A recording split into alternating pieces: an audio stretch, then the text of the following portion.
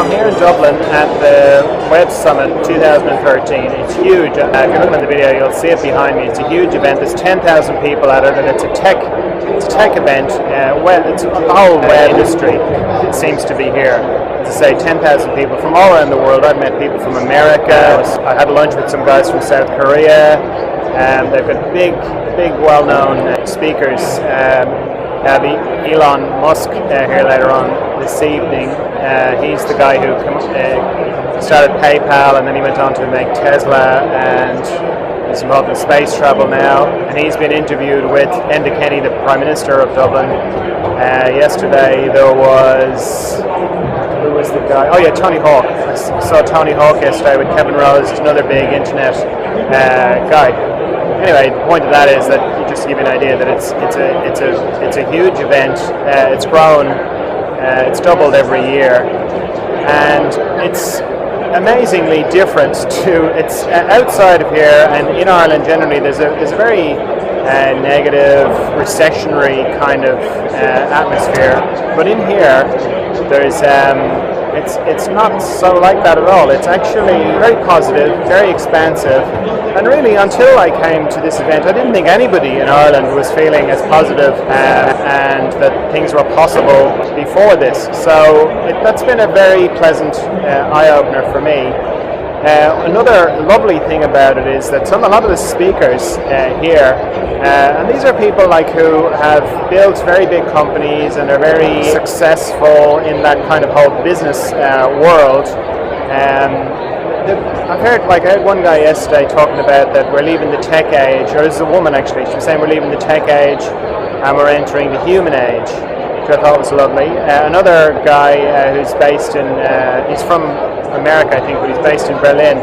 He was on stage yesterday, and he was saying that he thinks the internet should get a Nobel Peace Prize because the chances of going to war with somebody that you see every day are a lot less than if you didn't, and that the internet and the connectivity and the social media has decreased this kind of separation between people, where you can kind of propaganda and make they're the baddies and we're the goodies, so it's all right for us to go to war. So I thought that was a lovely thing to be saying.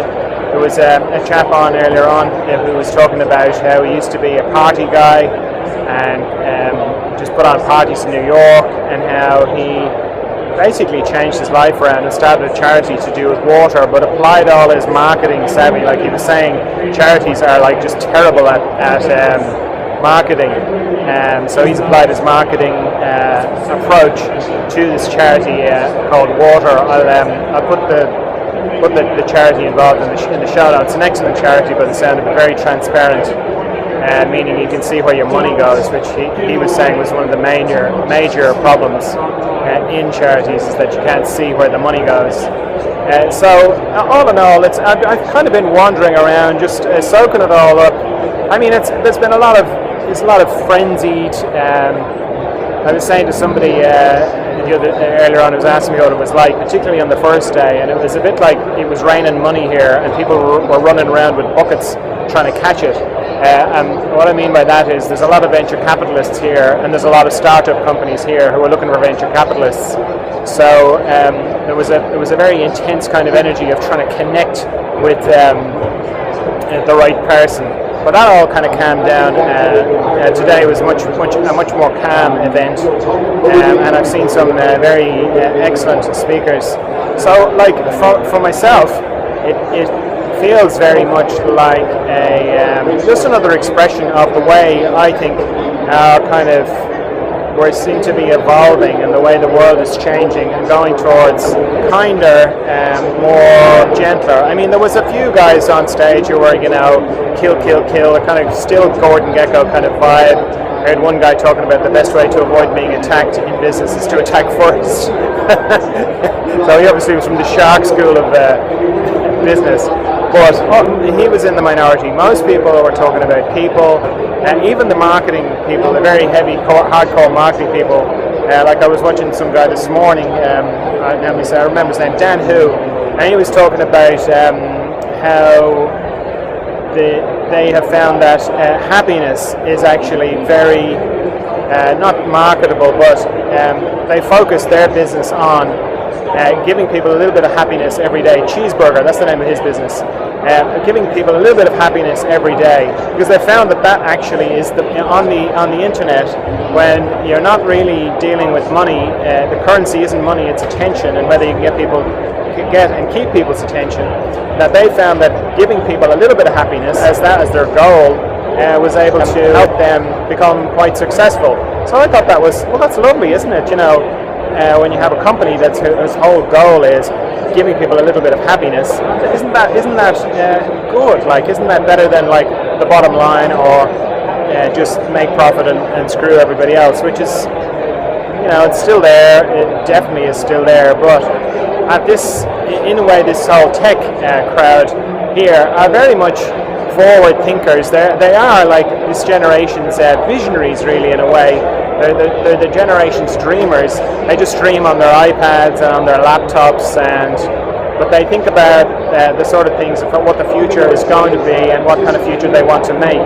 And so far, what I've heard is it's the sort of future these people are interested in is nice. It's good, and I think it'll go well.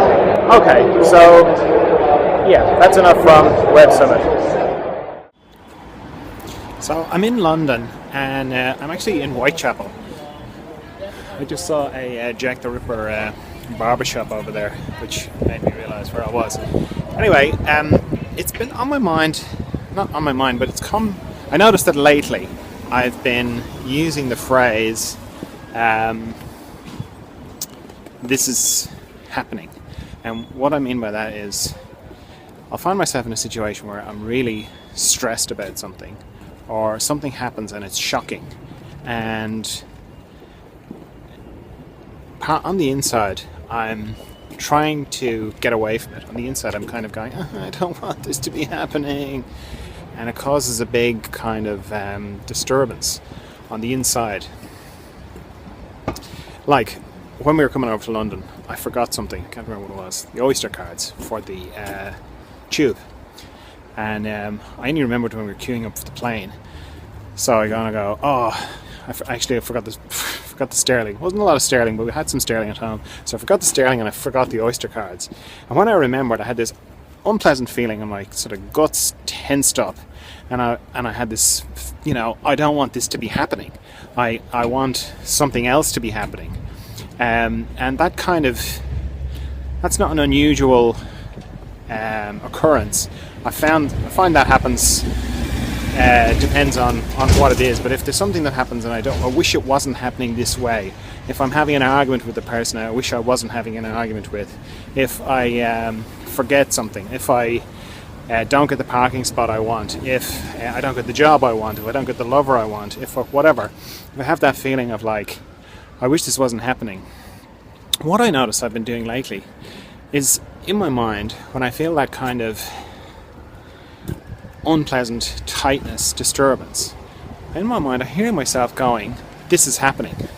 Now you might say that's kind of obvious. Well, of course it's happening. If that's, if it's happening, it's happening. But just saying that to myself, this is happening, in some way it's actually calming. In some way it's like I just stop trying to get away from what is actually happening and face what is happening. And I don't mean face in a kind of fatalistic, like I can't change it, but more in a case of to counteract the automatic response I have to trying to get away from it. That's my hat. Just leave it off. Somebody came around the corner there as I'm walking down the street as I'm doing this, and a gust of wind nearly blew my hat off. So I'll just stop here for a minute while I finish off. It's that thing of saying this is happening, in a way calms me down and makes me face it without being fatalistic, as I say. And I don't mean in a kind of like you see in movies where somebody's going, this is not gonna happen. I don't mean it that way. I mean just stopping that reaction of trying to get away from the situation, whatever the situation is, and facing it. So I'm passing it on. Have a go. Try it out. when something's happening and you don't like it, start off by saying to yourself, "This is happening," and see if it helps. Okay, that's it from London. And this thing of I'm in Gatwick Airport and getting the plane back to Ireland, and I just noticed that, and I noticed this coming and going, that the whole airport security thing had calmed down a lot. Or well, it hadn't calmed down. The security measures are still very high, but they were giving away free bags to put your liquids in, whereas before, and possibly in another airport, maybe Heathrow, you have to pay for these plastic bags. And I think it was in Gatwick, I think it was in all the airports. Everyone was like paranoid about these plastic bags, and we're not going to give you any, we're going to sell you them. There were even vending machines for plastic bags, and now they're giving them away. And the point of that is, or the point I'm making is that it's become kind of friendlier. The whole thing has become friendlier. Coming to the end of this travelator, so I've got to just sort of turn around and make sure I don't fall off. The point I was making was that it's become more friendly, and that's just, I'm just talking about one little small thing there, little plastic bags, but I think generally the whole experience has become friendlier and kinder, and when people talk about, or you read about, you create your own reality, I think that's a bit too unsubtle, meaning, like if you want a better job, you got to go out and make it happen. If you want a better partner, you got to go and make it happen. Whereas my experience of creating my own reality is, on the inside,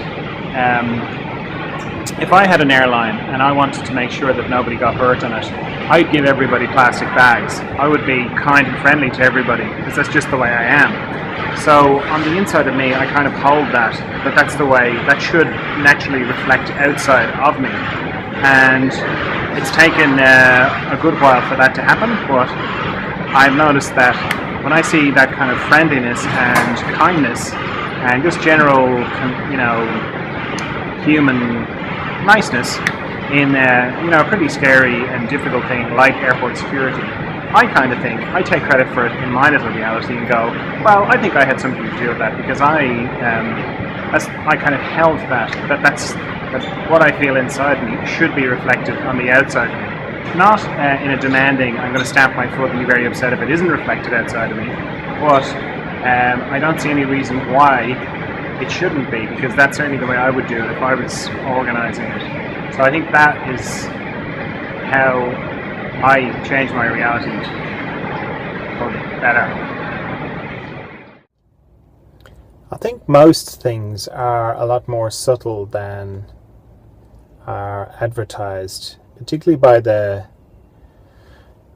let's call it the New Age movement, because there's, as I see it, there's spiritual, there's a spiritual movement, or spirituality has been talked about for many, many years. You've got all the different traditions, Catholicism, or Christianity generally, Buddhism, Hinduism, and Taoism, and all that kind of thing, which talks about spirituality. It talks about a God type of thing, whether it's a one God or many gods, or so you've got that, which has got this long tradition, and then you've got more modern kind of say in the last, since the 60s really, you've got the New Age movement. Then within that you've got the personal development movement, and I think as say the New Age movement and then the personal development movement, it's become less and less subtle. So it kind of follows on from what I was saying in Gatwick Airport about creating your own reality. That whole idea of, and say that book that came out a while ago, The Secret, and how it was just like, oh yeah, all you've got to do is just stop being so negative.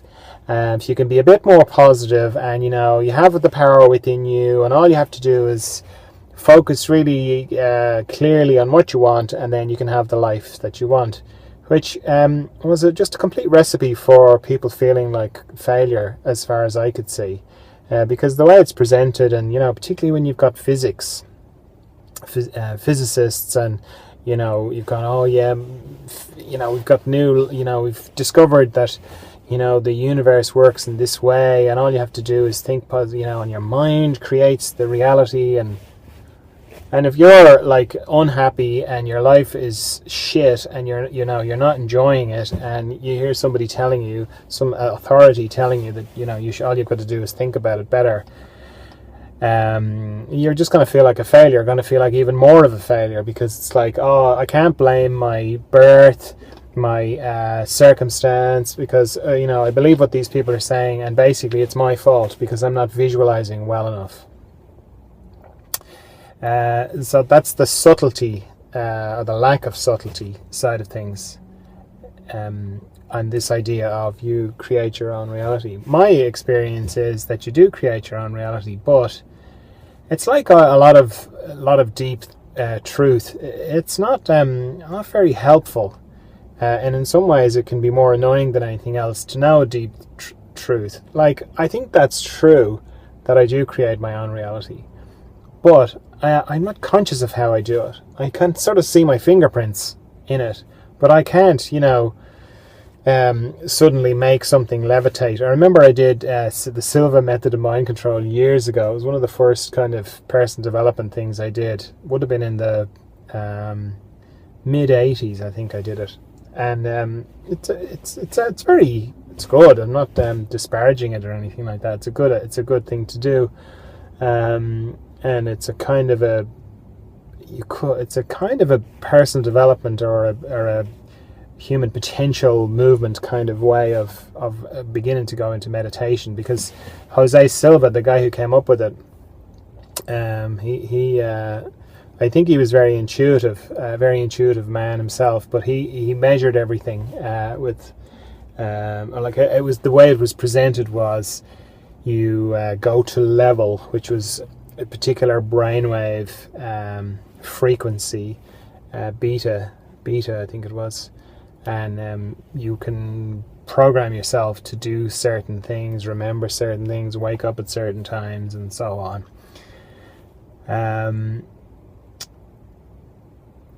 And it's all very fantastic. It's the first time I did a bit of remote viewing, which was kind of spooky interesting. Like you sort of pair up at the end of it. You pair up in twos, and one person thinks of a relative, and you have to try and kind of get a sense of who they were. And I was quite accurate with the person I was working with, which I was, that sort of thing is bound to be impressive, But halfway through, I think it was over 2 weekends, and on the second weekend, I remember coming to the woman who was giving the course and going and being like, trying to be cool about it, but still still wanted to ask her this question, which was, I kind of sidled up to her on one of the breaks and was like, so I was kind of trying to move an ashtray with my mind, and it didn't budge. And good on her now, she didn't kind of laugh me out of it. She was very gentle with me and sort of said, well, that's, why don't you just do the exercises that we're working on, which is to do with, focusing on the things that you want, or this memory pegs was another one, way of remembering things, those kind of things. Get master those things first, and then, you can move up to the ashtrays and whatever. But the idea of, I create my own reality, therefore I should be able to do everything, like levitate, bend things, or at the very least, make the amount of money that I'd like to make, have the partner that I'd like to have the house I'd like to have, the car I'd like to have, all that kind of stuff. Whereas I haven't consciously been able to go, okay, I'm going to make this car appear, and that is the car that I am going to own. Other people have told me that they've done that, and well, I hear it. I hear it. I don't know. I think my observation of people, and myself as well, in certain circumstances, I've seen myself try and sort of bend the facts around to fit what I want to believe, So I'm not saying that they didn't make the car that they wanted, but I'd say if I get into the nitty-gritty of it with them, it wouldn't be exactly the way they said. maybe that's not true. Maybe that's me being skeptical. But I know for myself, I haven't been able to do that directly. And often, like I've done things like, vision boards and, visualize something and, focus on the thing I want very clearly, and it never worked for me. But then there'd be some random little, side thing that I was part of it, or that I happened to just see and go, I wouldn't mind that. And then, a year later, or 6 months later, or 6 weeks later, I'll find that particular thing has come into my life. And I'll be looking at this, vase or a lamp or something, going, God, I didn't, I'm glad I have it and everything, but I didn't particularly want this. I wanted the, €1,000,000, or I wanted the big house with the swimming pool, or whatever it was that I wanted at the time. But, why of all the things that I thought about that I just happened to get this lamp, So, in that kind of forceful human potential or personal development movement, or that kind of thing of I will focus on and create this, I don't see that works, and I haven't seen it work for other people either. But what I have seen work is holding just a very gentle intention about things. And I've seen this work with treating people, and because when working with people who are sick, and your natural compassion is that you want them to help them to get better, but I found that wanting someone to get better got in the way, substantially got in the way. So I found I had to learn to trip very lightly over that, to almost have it in the corner of my eye, not directly looking at, you want that person to get better. Obviously, I wanted them to get better, but wanting it too much interfered with something.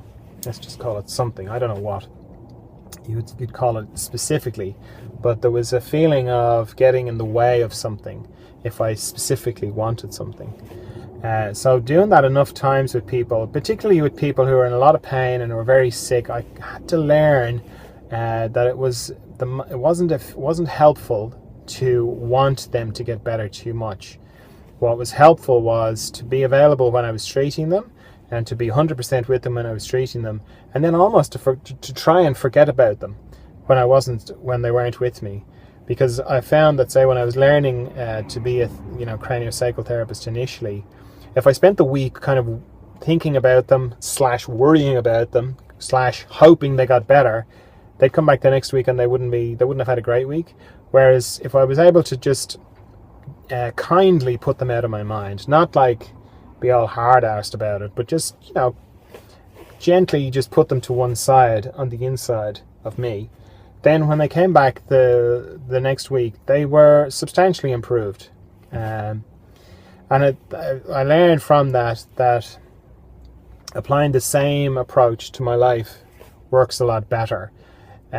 So in terms of, if I am unhappy with something in my life, like my car or my job or my partner or whatever it is, and I think it could be, if I'm unhappy with it, I kind of look into, well, what's wrong? Like, what's bothering me about it?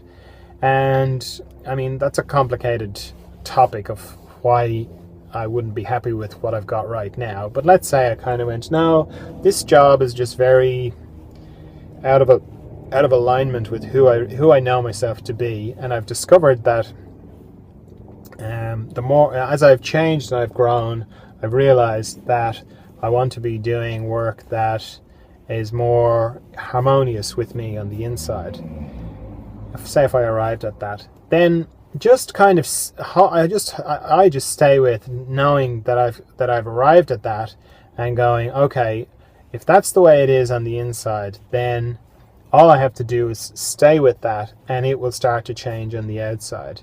And to not sweat about it, not worry about it, not like, oh, I've got to think about it, I've got to work it all out. Instead of doing that, just going, no, that's enough, I've seen it, and I'll just hold the harmony on the inside, and then that will start to percolate out onto the outside. And that applies to everything. Like, for myself, I'm not happy with all the fighting and violence that goes on in the world. I'm not happy with the starvation. I'm not happy with all the things I hear about. Now, they're not in front of me right now, but I see homeless people, for example, and I see, things in the paper. I see, I talk to people and their homes are being repossessed by banks, or the banks have managed to, get involved in their lives in some way or another, and now they're, causing them stress. So I'm not happy with any of that stuff.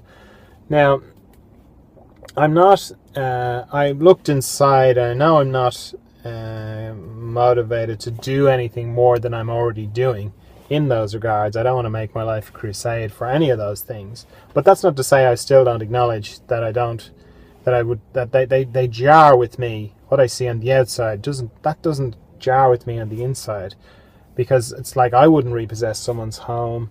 I wouldn't, kill someone. I wouldn't, be violent with somebody. All these kind of things. So there's a disharmony between my outside, what I see in the outside, and what goes on inside me. So I just hold that is not a reflection of me on the outside, and that my external world should reflect me on the outside. I don't see any reason why it shouldn't. And that over time, short time, long time, I don't know, that will change. It will become more like it is on the inside. And I saw this, I used this thing with the troubles in Ireland, and I'm not like claiming I sorted the troubles in Ireland out. But, when I was growing up, and, like I went to live in Australia in 1996, and up until that point it was just bombings, killings, shootings every night on the news. There was some horrible thing happening just 100 miles up the road, or 150 kilometers up the road, whatever that conversion is. So it wasn't right in front of me, but it was close. And it seemed like an impossible situation. It seemed like that conflict was never going to stop, because it was so old. The causes of it were so old, going back hundreds and hundreds and hundreds of years, and still being kind of perpetuated in daily life, that it seemed impossible. And it was scary. It was just, I didn't feel moved to go up to the north of Ireland and try and sort it out personally at all. I did look at it and go, oh, that's awful. Like that's definitely not a reflection of how I feel on the inside.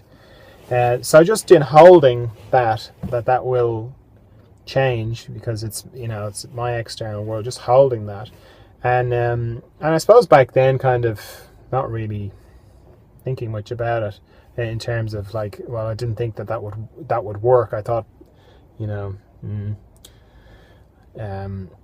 holding the intention on the inside. Well, that's a big help, John, isn't it? That's really gonna cause things to change. But within a couple of years in being in Australia, it there was peace treaties signed, and by the time I came back to Ireland in 2006, the end of 2006, it was a completely different situation. There was peace. I mean, I know there's still tensions up there, but there's nothing like the kind of violence that's going on now. And I've been up to Belfast a couple of times since, and it's completely changed. It's a very different place. I remember being up in Belfast when the Troubles were on, and it was a very heavy and oppressive place, and it's significantly different now, and all that sectarian violence has all but stopped. So, as I say, I'm not claiming responsibility for changing it, but in my reality, it is. I do claim responsibility for it, because I'm responsible for everything. So in one little corner of the country I was born in, which is in one little corner of the world, things have improved and reflect me better on the outside. And that's a good thing, and it's a very positive reinforcement for myself. And it's happened with other things. I mean, it's a combination of making choices just to do it. And I'm not talking about Northern Ireland. I'm talking about just, things that in my life that didn't really reflect me. There's a certain amount of choosing and going, okay, well, I'm not going to do that particular thing anymore, or I'm going to start doing this other thing. But if there's some things that feel out of my control, then holding keep continually checking in on the inside with my inner, because I'm fairly confident or fairly sure that my inner reality is reflected outside, and looking on the inside, seeing if what's on the outside is a good reflection of what's inside, and if it's not, then kind of going, well, that shouldn't be like that, so it will probably change, and then it does change over time.